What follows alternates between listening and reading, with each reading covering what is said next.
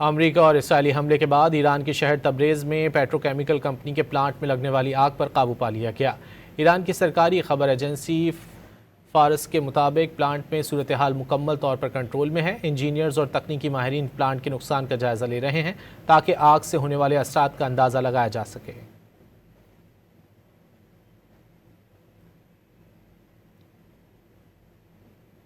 America और Israeli हमले के बाद ईरान के शहर तब्रेज़ में पेट्रोकेमिकल कंपनी के प्लांट में लगने वाली आग पर काबू पा लिया गया। ईरान की सरकारी खबर एजेंसी फारस के मुताबिक प्लांट में सूरत हाल मुकम्मल तौर पर कंट्रोल में है। इंजीनियर्स और तकनीकी माहिरीन प्लांट के नुकसान का जायजा ले रहे हैं ताकि आग से होने वाले असरात का अंदाज़ा लगाया जा सके।